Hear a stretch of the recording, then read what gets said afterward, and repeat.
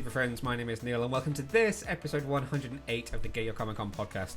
We're here fortnightly-ish to bring you a slice of film, TV and pop culture goodness from our studio direct to your listening or watching device. Happy New Year! This is our first podcast of 2024. We somewhat accidentally ended up taking the entire of December off, but a mental health break is a mental health break nonetheless. But we are back with a very exciting first episode for the brand new year. I hope everyone had a good break over the holidays. I hope you're all well rested. I hope you got some good presents. And yeah, it's time to get back to work, I think, unfortunately. So this episode we are doing a deep dive into the first of Warner Brothers and DC's three-part Crisis on Infinite Earths animated movie. Part 1 is available already on digital platforms here in the UK and globally, and comes to 4K Blu-ray Steelbook on January the 29th, 2024. Part 2 is coming very, very soon, though I can't tell you when, and Part 3 will be with us probably sooner than you think it will be. So we are going to talk a little bit about the comic book, we're going to talk a bit about the film, and we are also going to be joined by three very special guests this episode. You may have heard them on this podcast before. It is always a pleasure to talk to the creative teams behind these movies. But we are going to be joined by director Jeff Wamester, who has worked on nearly every single one of the Tomorrowverse movies from Justice Society World War II right through to this Crisis three-part storyline. We're going to be joined by producer and writer of this film, Jim Krieg, as well as longtime DC producer Butch Lukic. I sat down with them recently for a chat about how they crafted the Tomorrowverse and how they brought Crisis from such a legendary 12-part comic book to the screen. But I figure before we get down to that, it's probably worth going over some of the history of Crisis on Infinite Earths and Crisis in general and what that means to a DC fan. So, in case you are not already clued in, it is time for a history lesson. So Crisis on Infinite Earths was a 12-part story which was written by Marv Wolfman and illustrated by the late great George Perez. It came about at a time when DC and comic books in general were really starting to put focus into the idea of continuity. When comic books were first created, when Superman, when Batman, Wonder Woman, all of these characters were first invented, the idea of continuity was a lot less prevalent than we would find in comic books now. So as writers would come and go, or artists would come and go, there would be changes that would just invariably happen to fit with the story that that creative team was wanting to work on. So, you know, certain aspects would always remain the same. Superman would always come from Krypton as a baby. Batman's parents were always murdered in Crime Alley. But certain things would change. So sometimes Batman would be a scientist. Sometimes he's a millionaire. Things like that would change. Or they would introduce a character like, for instance, Batwoman, where you had the kind of the Catty Kane type version of the character. Then you would have a Batgirl introduced. Then someone would decide that maybe the origin of one of them wasn't quite right, so they would invent a new version of that character. And so continuity, whilst not a mess or something that was really being so heavily focused on, was something that comic book companies realised was a potential issue moving down the line. The longer that the popularity of these stories would be maintained, they would need to have a better sense of storytelling broadly, because it's like almost if you look at a show like The Simpsons where no one has aged, that can only work so well, particularly in a comic book format. So it was decided that they needed to tighten up their continuity, maybe trim some of the strange, weird and wonderful changes that had happened, and bring everything into more of a unified view moving forwards. And so Marv Wolfman began this storyline, Crisis on Infinite Earths, which would see the entire of DC crumbling from its kind of slightly messy structure into this multiverse that was in danger from a villain known as the Monitor. Obviously, if you have watched Crisis on Infinite Earths, the 5-part crossover from CW's Arrowverse, you will be somewhat familiar with the concept as well. And so what Crisis did was, through this huge storyline which melded all the different versions of characters together, and it introduced this concept that there could be multiple different Earths. We're about to be joined by a fourth guest. Oliver is lurking. It took the idea that when we'd seen these weird twists and changes that different creative teams had created, that they were in fact different versions of these characters from different Earths. And so that instantly invented the idea of the multiverse. And what DC then did was use the threat of the Monitor and his antimatter wave to move certain pieces around and create an Earth with the parts of characters that they wanted to use, take others and put them on other Earths that they could revisit later if they wanted to, or introduce the concept that other alternate ideas could then be used on alternate Earths that wouldn't impact the main continuity. And it gave you your main through line continuity moving forwards and just cut some of the things that they didn't want to have anymore. And so, yes, characters were killed off. Huntress had previously been invented as a Helena Wayne version of the character, who was the daughter of Batman and Catwoman. She was written out during Crisis and was replaced by what we now know as the Helena Bertinelli version of the character that exists in main continuity, or does she if you're reading the Justice Society comic book. And so that was the broad strokes version of what they used it for. It was to neaten things up and to allow them to take more control over their narratives moving forwards. But it also offers up this huge opportunity, which we now know as Elseworlds, which is where stories like Gotham by Gaslight can come in, whereby you can come up with this crazy concept for a character that we already know, and rather than have it impact on your main continuity or do something weird that interrupts the narrative flow of what's happening in the main DCU, you can do it, you can plop it onto a different Earth, and it kind of has its own place. It exists in its own place within the DC multiverse. So that was the idea of Crisis.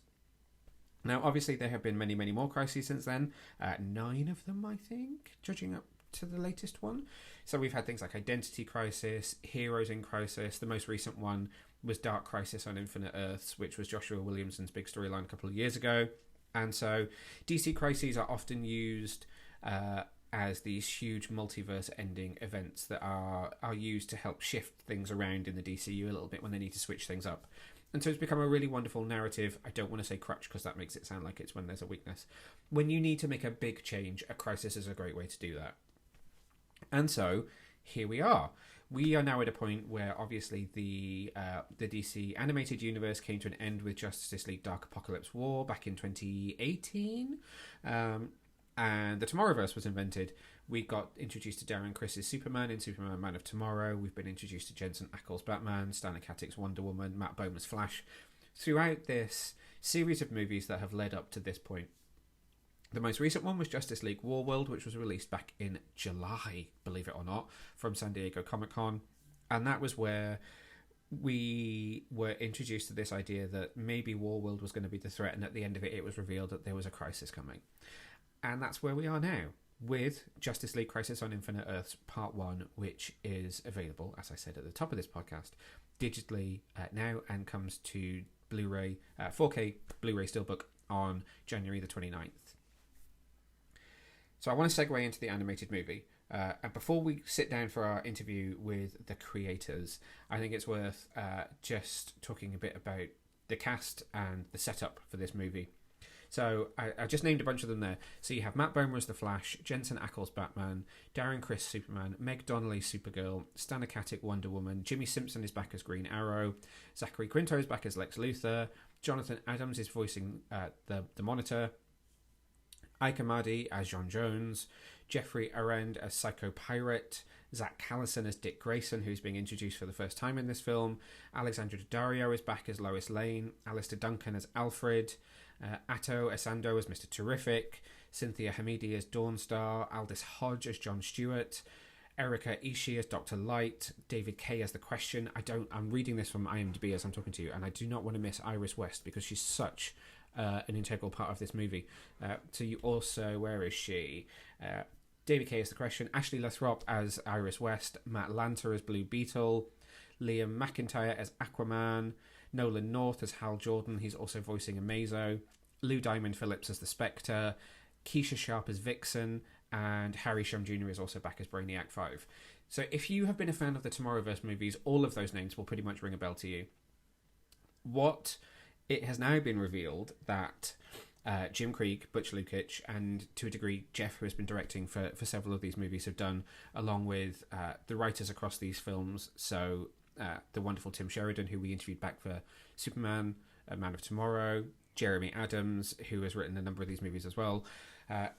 What they have done, they have genuinely crafted I believe it's 7, let's do it, Superman, Man of Tomorrow, Batman Long Halloween Part 1, Part 2, Green Lantern Beware My Power, this is not in order, Justice Society, World War II, Legion of Superheroes, and Justice League Warworld. So the 7 movies up to this point, this is the 8th now, have built an arc perfectly towards Crisis. We have been introduced to certain characters along the way that are important to the Crisis storyline. We've also been introduced to certain aspects that are important to the Crisis storyline, which we didn't realise it at the time, but all of it has been building from that introduction of Superman, Man of Tomorrow, right through to this point. So, like Supergirl, you had the future time travel in there. You had the ideas around her abilities and Brainiac and all of those characters. You have the Flash introduced in Justice Society World War II, and that's not just a simple Flash story. That's obviously a Flash story where he runs to another Earth. So that introduces the idea of the multiverse and multiple dimensions. And in Justice League Warworld, you're introduced to what could be multiple versions of the Trinity as well. So Wonder Woman not recognizing that Superman as her Superman being someone slightly older, who you do get introduced to in the movie, which we will get down to in a minute. All of the different aspects of storyline which are important to Crisis, all of those different elements have been introduced across those 7 movies to the point that would prepare us for this 3-part storyline, which I think is absolutely fantastic.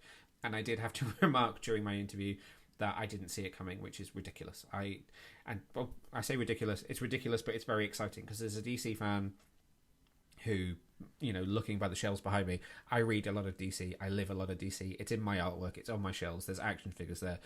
When I'm surprised because I don't know the direction of travel of a storyline, then I am very, very happy. So it was cool that this came as a surprise to me.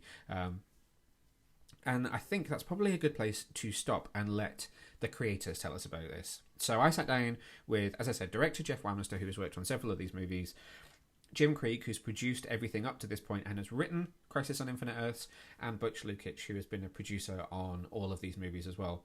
We've all talked at different points about this universe before. I only met Jim for the first time at San Diego Comic-Con last year, so this was only the second time we've spoken. And there was so much I wanted to talk to them about. I had loads of questions written down where I was going to ask about certain characters, certain things which could be considered spoilery, which we will get to once we get to the review of the film, which I will kind of dive into after this interview. There were lots of aspects of kind of what storyline threads did you want to pull from the book, what things did you need to change, that I really wanted to talk about. But what I kind of realised going into this is I've only seen chapter 1 of a 3-part story. So whilst there are aspects of the book which are absent from this first film, that is not to say that they're not going to come in chapter 2 or chapter 3. So I kind of felt like I didn't want to go down a line of questioning that might end up being completely pointless when it comes to films that we're about to get in the next few months. And hopefully I will get to chat to these guys again and dive a little bit deeper into some of those aspects later on, once we have a fuller idea about what it is they're actually doing. So I decided that what we would do with this interview is talk about bringing Crisis to the screen, celebrating the Tomorrowverse, creating the Tomorrowverse, crafting this 8-film storyline so far, what will be a kind of 10, 11 storyline film by the time universe by the time it's done. And so I very much wanted to talk to them about that. I wanted to celebrate the fact that Jeff has worked on so many of these films and that Justice Society World War II was his first time directing with DC. So this is an interview where we laugh quite a lot. I apologise. We very much talk about crafting Crisis, bringing Crisis to the screen, and what that means and how that works. So sit down for the next 10 minutes and enjoy me having a blast with some people that I feel very blessed to have interviewed several times over the last few years. Thanks very much. Hi, guys. It's a pleasure to see you all again. How are you doing? Oh, good. You? Great. Nice to see you again. Yeah, good. Thank you. It's been a while. I think it was San Diego Comic-Con the last time I saw you when we were all in a room for Warworld. So first of all, those rooms are hard. Those rooms are so hard. Yeah, that's the Crisis. That is the real goal. Yeah, that's the real Crisis, right? That is like Jeff pass out there. So congratulations. This is a storyline that I've wanted to see you guys do for a while, and I was so excited, particularly the fact that this is 3 parts and it's this big epic story, and I absolutely loved part 1. Jim that and is Butch, the right answer. This guy's our favorite guy. Keep talking. Say more. Okay. Yeah. Now I wanted to come to you first, Jim and Butch, just to kind of talk about how you mapped out the journey for for the Tomorrowverse, kind of from Man of Tomorrow up to this point? Can you talk me a little bit through laying out the plan for building towards Crisis? Yeah, I mean, originally we knew we had to lay out 5 or 6, 7 movies beforehand, and we just had titles for like a few of them. Long Halloween, we obviously knew what the story was going to be. Man of Tomorrow, we kind of didn't. And then beyond that, Justice Society, we knew we had to get to World War II and Earth 2. But as far as where we went with that, to Crisis, it didn't really come about until we were working out the scripts and the story.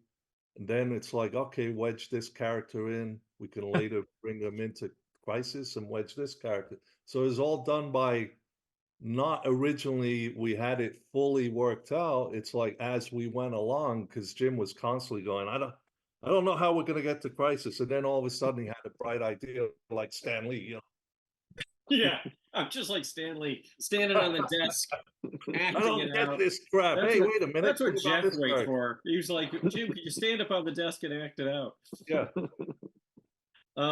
I mean, we did know that it was going to be Crisis, and so pouring through those issues and seeing what characters were absolutely vital Yeah. gave us a roadmap of who we needed to establish in this reality.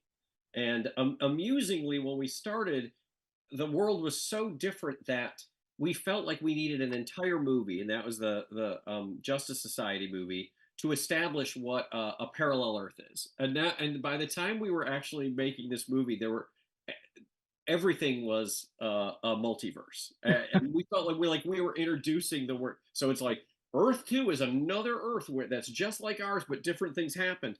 And by the time it was out, it was like every movie was a multiverse already. But because it takes just that long. Uh, but yeah, so we knew the scenes we wanted and the big epic moments that people remember from Crisis on Infinite Earths. And knowing what characters were needed, we reverse engineered back to who should be in what movie and how we could, hopefully make people fall in love with them. So when they're brutally killed, they'll feel bad. It Right. worked. Yeah, I totally when that and the when the wave is coming towards Earth, I'm on the edge of my seat, and I'm anxious for these characters, even though we've only spent 7, 8 movies with them up to this point. And Jeff, coming to you, I mean, the first time you and I spoke for Justice Society World War II, we were talking about the fact that this was the first time you were directing one of these DC projects. So how does that feel for you now? I mean, not only have you brought this crisis level event to the screen, but you've also been involved so intrinsically with the whole arc up to this point. How does that feel as a director? I didn't know the complete plan of what these guys were doing. We didn't know the plan either, so I couldn't touch it. So don't tell them that. It's true though. I mean, Jeff kept asking, "What's going on here, and where's this character going?" Like, just wait, we'll figure it out. Yeah, don't worry. That was good. That was good for Jeff. It kept him kind of going on a course that helped him be more spontaneous with some of the storytelling. But you're right. This has been a whole journey for Jeff to go from first-time director to exhausted veteran. The space of what? What are you talking about? 3 movies in a row of Crisis? I wasn't exhausted at all. It's like this starts with you as the new recruit in Vietnam, like, "Hi guys, how's Vietnam?" And then it just ends and like after tour number 10, I'm like, "I'm fine, guys." You don't even say hello to the new recruits. They're going to the meat grinder. It was fun because it forced me to also take one movie at a time. So it wasn't like oh my God, I need to do this or I need to do that. As Butch was saying, like a little more spontaneous, and I wasn't trying to keep myself too penned in, in that process. So it was to kind of work with Butch, who would kind of pull me in on the guardrails, on it, like, oh, we can't quite go that way or this way.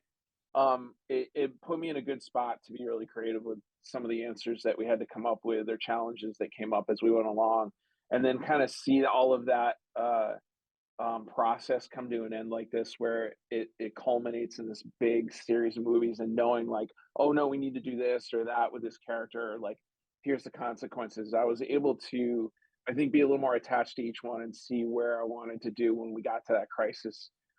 Actually have a little more spontaneous reaction to like, oh no, we should kind of push here or push that or up the drama on this part to make this character feel, and then also be like, oh, let's look at some of the original material and how they died, and like maybe we can play with that spot shot, or maybe we can make something work where we can really add to that. Because you know what George Perez did with a lot of those shots, where you're like, oh, that's, oh my god, it's so tragically, you know, and we're all so attached to it. It was it made it a little more visceral in the process when we got to Crisis, which I think comes across on the screen. Absolutely, absolutely. And I Yeah. mean, you've got not only the huge ensemble cast, but visually there's so many more characters on the screen and so many more elements than we kind of have seen in some of the previous movies, Mhm. all happening at the same time. So again, kind of just sticking with directing for a second, how did how did that differ from some of the previous ones, or did it differ, or was it just a another day at the office at this point? Well, I mean, part of it is the same. I mean, yeah, but also like we're trying to honor kind of like a lot what they did in the movies as much as we could in terms of like, you know, how people died and how things happen and progress in terms of like that sense of consequence throughout it. Um, but you know, it also was, there was a lot of energy that I had during it because when I grew up on it, so it was pretty exciting to do. Jeff is Had one of to the few work with people who would come into the office, and when we were in during the middle of COVID, it was like working in the Overlook Hotel from The Shining. It was, there was room for 700 people, but it was basically Jeff and I and a couple people on the other side of the building. Yeah. So if it was, you're getting really stir crazy, I'd go in and check on what he was doing, and the takeaway is this didn't get easier. It wasn't like, oh, now I'm got it. It's because each movie ended up having another challenge, and then once you were in Crisis, there were so many characters. But I would go in and visit Jeff, and he would show me the animatic, and I'd be like, "Ooh, that's a lot of people." Oh, I guess I did say that, didn't I? Because it's one thing to say these 7 characters are at the tuning fork, and it's another thing to draw them over and over again. So Mhm. sorry. So Jeff didn't have all the complete models of a lot of these characters. So basically, going through the storyboard and the animatic, a lot of these the elements weren't even complete yet. So unfortunately, that is how animation is. I know Mhm. artists love to complain about it, board guys especially. We never get models. It's like, well, that's how it's always been. I've been doing this for 33 years. I never had models on BTAS. They always came after you finishing the fucking board. There's also so many characters and they have so many powers that I remember like Jeff is like saying, "Well, this is a hard fight because she can fly," and I'm thinking, "She can fly?" It's like, oh right, oh. There is a lot of that Jeff had to go through as far as we had to Mhm. find out from DC themselves what some of these characters we just really weren't familiar with. So what are their powers and what do they do and they don't do? Even if they were in the background, we'd still needed them somewhere else eventually. They also Yeah. change. Amazing Man has several different versions of what his powers are. So we just picked the one that Yeah. was most useful for the movie. Yep. Yeah. Well, that is it for my time. You stuck with the 80s. Thank you so much for taking the time to No, chat. you got to say more nice things about it. You're the Oh, well, one. look, I could say so much. There are so many things I want to say, but I don't want to get into spoiler territory for part 2 or part 3. And so I just thought, let's talk about bringing Crisis to the screen, and hopefully we'll get to chat again about parts 2 and parts 3, and we can dive in a little deeper on some of the big spoilery moments. And I will, of course, heap praise on you because it will be brilliant. I'm sure it will. I'm Well, supposed to the say the trailer for trailer part 2 tomorrow. drops tomorrow. Yes, Yeah. I've just seen the tease for the teaser, so I'm looking forward to seeing what's to come from that tomorrow. But thank you so much, guys. It's a pleasure as always. I'll see you again next time. Thank you so much. And a massive thank you again to Jeff, to Jim, and to Butch for sitting down to chat with me. I really, really hope, just as a fan of these films, that the way that parts 2 and 3 will line up is that I will get to talk to them maybe in person at San Diego Comic-Con to celebrate the Tomorrowverse and the end of this trilogy, because it would be amazing to be able to do that. Obviously, you've seen me do that at the last couple of Comic-Cons, and it would just be really wonderful for me as a fan and my fan journey and my kind of fan journalist journey with these films to be able to do that.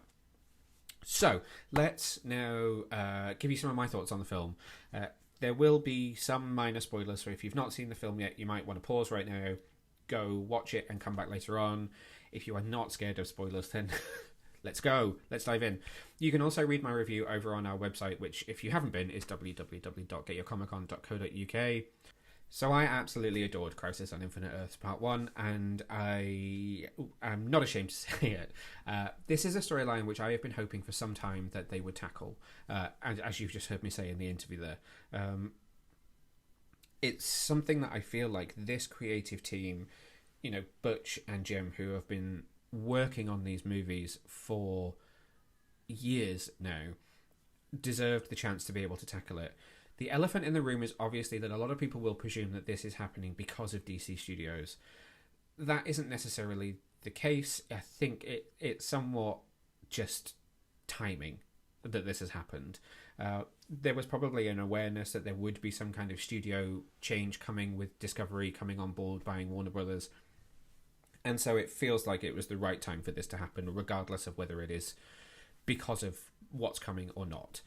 And there's no need to waste any more time or breath on that, because it is what it is. This is a wonderful arc, which, as we've been talking about, starts with Man of Tomorrow and builds up to this point.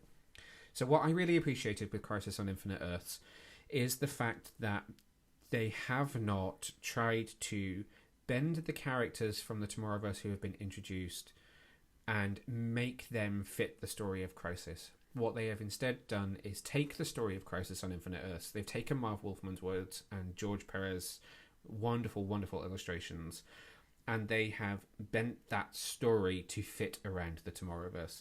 So some character roles have changed. In this first part, there are certain aspects of the comic book which do not appear. So if you're very familiar with the comic, you'll know that it starts out on Earth 3 with the Crime Syndicate, which is where this film also has a lot of its first act. But as that storyline comes to an end in the comic, Alexander Luthor Jr. is sent across the multiverse and is an integral part of the ongoing Path Crisis. And Alexander Luthor does not appear in this film. So there are some major changes, but they are not necessarily to save time or any of that. It's all about making Crisis on Infinite Earths a story about the Tomorrowverse. And that is why Matt Bomer's Flash is right in the center of everything. His relationship with Ashley Lothrop's Iris is really key to this film and adds a wonderful human element to it, which is really gorgeous as it plays out on screen. Really heartbreaking as well, and it adds a different dynamic. In the comic book, I mean, obviously they're similar mediums in that it's, we're not talking about live action here, but there's still kind of budget and production time scales which need to be thought about when you're working on an animated movie. So it's not like the Monitor's base could have thousands upon thousands upon thousands of characters, because obviously someone has to animate that. That's someone's time, that's effort. And in a comic book, yes, you have deadlines, but you're working to what can the artist draw on the page. And so part of the joy of Crisis is the scale and scope of it and how it works on the page and how you're able to draw these absolutely wild panels that you just couldn't do in, for instance, live action. And some of that has to be rescaled for animation as well to make it work. And that is done perfectly. And to counterbalance that is this wonderful, emotional, human heart underneath it. And that comes in kind of three ways, really. At the forefront is the Flash and Iris. So Barry and Iris's relationship, which we see across multiple time periods. You also have a really surprising familial storyline for Bruce. You have the introduction of Dick Grayson, and then you have when, later in the film when things are starting to break down and things are really starting to become clear, you have the introduction of some other characters who are very important to him, but from a multiverse aspect, which adds a different element to his character, gives him something else to fight for. And then with Darren Criss as Superman, you call right back to Man of Tomorrow and his really wonderful relationship with Alexandra Daddario as Lois Lane, and that comes back into the fore. And so there are these wonderful human connections for each of the characters, which really underpin all that huge scale action that's going on elsewhere in the film. And I really applaud that, because that feels very Tomorrowverse. The Tomorrowverse has had really wonderful relationships throughout every single film. you go back to Justice Society World War II and you look at the relationships that Wonder Woman had. You look at Man of Tomorrow and you see the relationship that Superman and Lois have. You look at Batman's kind of lack of connection in Long Halloween, really only having Alfred, and then you see how much he's impacted by having those relationships now. And it really ties it's so difficult to say it ties everything together nicely, because it both does and it doesn't, because there are still two more films to come, but you can feel how much all of the different elements are pulling through all of this series of films, and having all of those supporting characters. So you have the Green Lanterns, you have let's say John Stewart, that is Green Lantern, you have John Jones, you have all of these characters who you've met in different respects. And then when you add the multiverse factor, you get the Black Canary from Justice Society World War II. You have a different Aquaman and stuff in there. It's a really wonderful homage to all of the DC universe, as well as the Crisis storyline, as well as the stories that these filmmakers have created across this universe so far. And for that, I just massively applaud this film for doing everything basically perfectly. And the other thing that is really surprising, and there will be criticism of it online, because I'm sure there are people that feel like we've reached this point too early and that you shouldn't do this until 20 odd films down the line. But you do have to accelerate some of those relationships. So Dick Grayson really only has one scene before everything starts to fall apart, and you have to kind of just really suspend disbelief to understand the reactions that Bruce has to thinking that his world is going to end. But I've forgotten my point, which is terrible, isn't it? So there will be some criticism that it feels a bit like everything has been kicked into high gear and there's been some kind of fast forward to reach this point, but it just works. And so this is where Crisis really surprised me. I didn't really have any concerns going into it. I was excited to see what they would do, but there was a feeling of, I wonder how much I will care, not knowing if these characters would survive this film. For all we knew, we were going to come into chapter 1, and at the end of this first film, the Tomorrowverse Earth may have been wiped out, and we'd have spent the second film with one or two survivors working with the Monitor to try and figure out how to save other Earths, or everyone could have been wiped out and they'd have pulled the characters from the previous version of the universe, or who knows what they could have done. And there will be wild speculation, especially based on what the Arrowverse did with the Crisis on Infinite Earth storyline, as to who could pop up, what voices could pop up, what characters. If you've seen the teaser trailer for Chapter 2, then you'll know there is a very exciting character who has been added to the lineup. So not knowing where it was going to go, that was my only point where I thought, I wonder how this will be tackled and how I will react to how is it tackled. And so when I first watched the film and it reaches the point where the antimatter wave is headed towards Earth 1, which is the Tomorrowverse Earth, and our characters are basically resigned to their fate. You've already seen the crime syndicate, their Earth 3 being destroyed.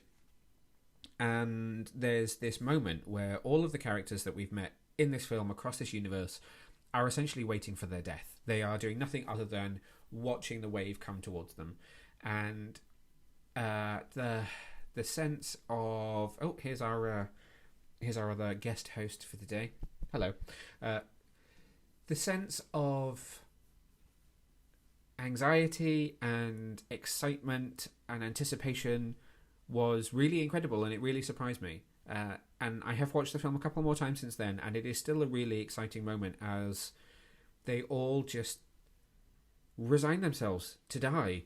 And I think that's incredible on the part of everyone involved with making the film, that they were able to take a bunch of animated characters who we've really only seen over the last sort of 2 to 3 years, really, when you think about it, and make us care about them to the point where we do not want them to be killed off by this antimatter wave, and we are worried for them as an audience when we think that might actually happen. And so that alone is why I ended up giving this film 5 stars in my review, because well done. I mean, you wouldn't have been able to get that kind of effect if we'd only had 1 or 2 films, but really in a short space of time they've created a wonderful set of characters with some really wonderful casting. Matt Bomer has such a human voice that he is perfect as Barry Allen. And you only have to look at social media to see how much people celebrate Jensen Ackles and would love him to play a live-action Batman, or how warmly people have come to love Darren Criss as Superman. Meg Donnelly, if rumor is to be believed, then Meg Donnelly is testing to potentially be our live-action Supergirl in James Gunn's DCU, which is incredible. Again, she's only been in 2 films. And so, it's just, yeah, the writing is impeccable, and I really, really applaud that across the board. I think there is a way this film could have ended which may have been a little bit more exciting. However, I really appreciate where this film ends, leading into part 2. It needed to reach a point where you could kind of close off a chapter and leave us wondering what would happen next. I wondered whether the film would leave us on a sense of not knowing the fates of our characters. And so on first watch, I did wonder how far it would go beyond that once it does reach beyond that point. And there's a little push and pull in me between there was a really sort of jaw-dropping ending where I would be sat here going, oh my god, I don't know what's happened. What is happening? I can't wait. Whereas instead it's more narratively fulfilling. So you could watch chapter 1, you will be fulfilled by chapter 1 and have plenty of questions for going into chapter 2. So I think it works. I think it works really well. In terms of the animation, and I could go on about this for a very long time because we've talked about it before, and how Otto Schmidt is the kind of the inspiration between some of the design work here with the kind of thicker line work and the more flat sounds bad, but I don't mean it in a critical way, kind of colouring of the characters and the world that they inhabit. But I think this is the best we've ever seen this animation style look. And I know we've talked about it in some of the previous interviews, how from Man of Tomorrow onwards they've made small tweaks to just kind of improve and work on the overall style, much as they did with the previous set of films, which had a more 2D, more almost sort of Eastern anime inspiration to them.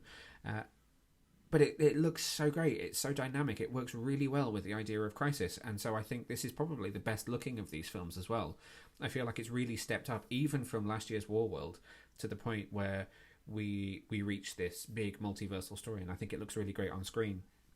And that's important because when you've got multiple Supermen, let's not say too many, when you've got multiples of characters, it's important that you're able to kind of delineate between who is who, and you need those visual cues. So the animation style is really heavily relied upon to be able to do that, and it works perfectly. I'm slightly worried I'm going to get into spoiler territory if I say too much more. What else do I want to say? Oh yeah, I do want to say a little bit more about Iris and Barry, just because it's such a wonderful, wonderful storyline between them. I think it was a really nice idea to shift Barry into a more central focus. It works in terms of the Tomorrowverse, but it also works well for this adaptation of the story. And having Matt Bomer and that, as I just said, his really human voice at the core of it works so well, because you do feel like Barry is carrying the weight of the multiverse on his shoulders. He has seen some really terrible things across this film. And then Iris, not referred to as his lightning bolt, though it felt like that was something I should have said. Having her with him and seeing, kind of going back to when they first connected, seeing their wedding and seeing a future version of them kind of really futilely fighting to save the multiverse, or to at least save their Earth and their relationship and each other, is really, really cool to see, and I think was a really neat way of tying everything together in terms of the storyline. And it'll be interesting to see how that might work in future parts as well, whether the focus will shift a little bit as the story grows and changes towards its conclusion, or how much Barry will end up being the focus of the whole trilogy. So that's really exciting to see moving into the future parts. Now then, there is another thing that I want to talk about, and this was something that I really did want to mention in my interview, but I just didn't have time. If you have sat through the end credits of this film, if you watch this film and there was a character whose voice stuck out to you particularly, and then you got to the end credits and you wondered why a name was missing, or there might be some misdirection, this is something I want to touch on. So in the comics, there is a character called Pariah, in the Arrowverse, if you haven't read the comic but you've watched the Arrowverse version, this was a role that Tom Cavanagh's character took on. Now, Pariah in the comic is someone who is on every Earth as it dies. He is kind of being pulled around the multiverse, and he's kind of doomed to watch each of the Earths die. It's his kind of punishment for things that he has done. And there is a character referred to only in the credits of this film as Homeless Man, who you meet on each of the Earths. Him and Barry come into contact with each other a few times, and he isn't called Pariah, he is just Homeless Man, and he's credited in the end credits to Nolan North, the wonderful, wonderful Nolan North, who also voices Hal Jordan and Amazo. But I call bull on that, because he sounds very, very, very much like Matt Ryan to me. Now, I didn't ask about it in my interview, so I don't know. This is not me confirming anything. This is my kind of theorizing. It sounds like Matt Ryan to me. And his character at one point in the film, kind of echoing the idea of Pariah, talks about having to watch these Earths die as his punishment for something that he, and potentially he and Flash, has done in the past. Now, that echoes some of Constantine's dialogue from Constantine House of Mystery, the wonderful short from a couple of years ago, I think, when we pick up with Matt Ryan's Constantine living in the House of Mystery and in sort of in limbo after the end of the previous universe, and that he is kind of doomed to just float around without a home, without a place, because his universe was brought to an end.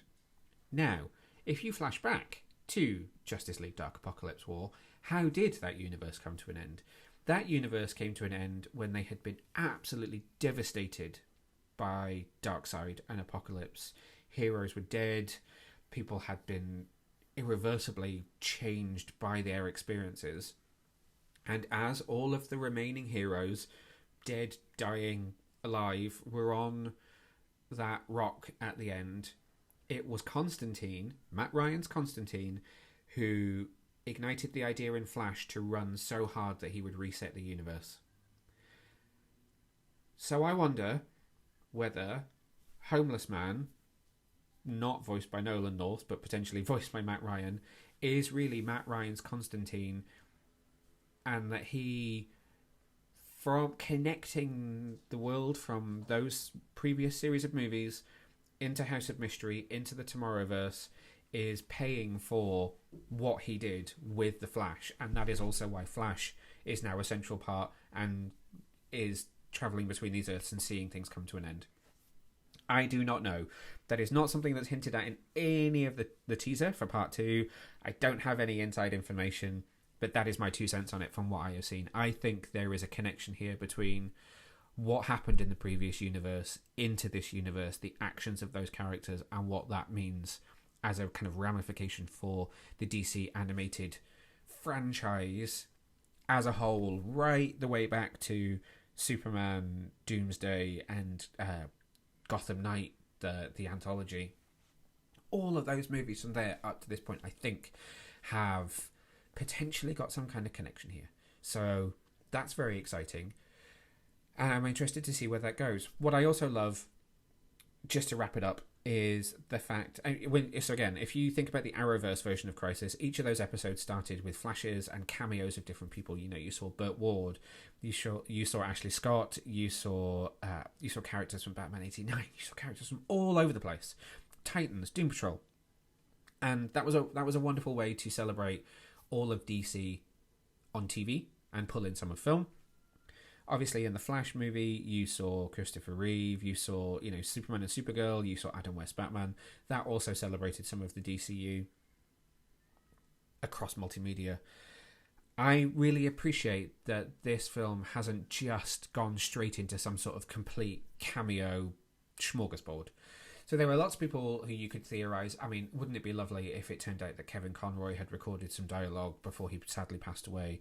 There are loads of what-ifs, questions that we could ask about this, but I appreciate that this film hasn't just become that, and that this isn't a case of, kind of the greatest hits of DC animation. It could become that in parts 2 and 3, and it could be well earned when it does. But I like that that's not the sole intention of this film. And again, I applaud the writers and the creators for that. And I think that is a good place to finish it. So if you want to read my full review, then it is up on the website, www.getyourcomiccon.co.uk. You can read it now. I gave this film 5 stars. If you want to watch the interview again, it's also going to be up on our YouTube channel as well as in this podcast. If you've not watched the film, please do go grab it. You can pick it up on digital platforms now. And as I have said already a couple of times in this podcast, it comes to 4K UHD Blu-ray Steelbook on January the 29th, 2024. If you're listening to this after the fact, I hope you have grabbed your copy. I hope you loved it. I want to know what you think about it as well. So please do reach out and let me know. You can find me on social media. I am at Neil Varg on all major platforms. You can, of course, follow us on all platforms as at Get Your Comic Con. We recently, as I talked about in the previous podcast, we recently joined TikTok and we're trying to figure out how that world works. So if you use it, please do follow us and help us figure out what meaningful content we can bring to you on there. And that leaves me with one final fun job. We have a copy of Justice League Crisis on Infinite Earths Part 1 on 4K UHD Blu-ray Steelbook to give away. So, simply, to win, all you have to do is follow us on Twitter. Retweet the tweet of this podcast and use hashtag Geico Crisis. That is GYCO Crisis. CRISIS. I hope I spelled that right. Follow and retweet, basically, and you can be in with a chance of winning a copy of the film on disc, and that is currently only open to UK entrants because we're working with Warner Brothers UK on it, and it's to promote the film's UK release. And so that leaves me with just to say goodbye. Thank you for sticking with us. I'm sorry that we took a little break in December, but we are back. There will be obviously more podcasts in 2024, and I will hopefully be joined by James and some of the rest of the team so that it's not just you having to listen to my voice over and over again. We've got some really fun stuff coming up. I took January very, very slowly. Crisis is the only film that I have worked on so far this year. I've got a really interesting Apple TV series called Constellation starring Noomi Rapace to talk about with you very, very soon. Currently under embargo. I am also in the next few days going to be watching Argylle, a new Matthew Vaughn film which stars Henry Cavill, Dua Lipa, Bryce Dallas Howard, Catherine O'Hara, Sam Rockwell. That's everyone. All the usual Matthew Vaughn people are in there, as well as some really cool other characters. I haven't seen it yet, going to be seeing it the next few days, so we'll be talking about that in a future podcast as well.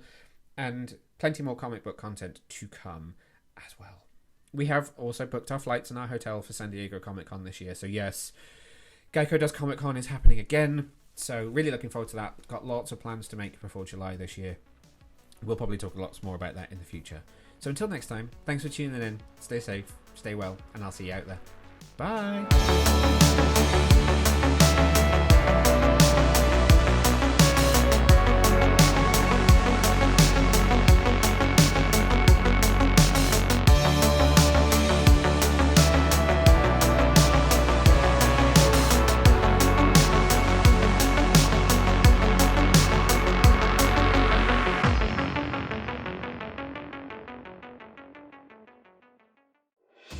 Thanks for watching, Super Friends. If you enjoyed this video, then make sure to hit the subscribe button just down below and hit the bell so that you can get notified whenever we release brand new videos. In fact, there's 2 more waiting for you to watch right here below. So what are you waiting for? Why not click play?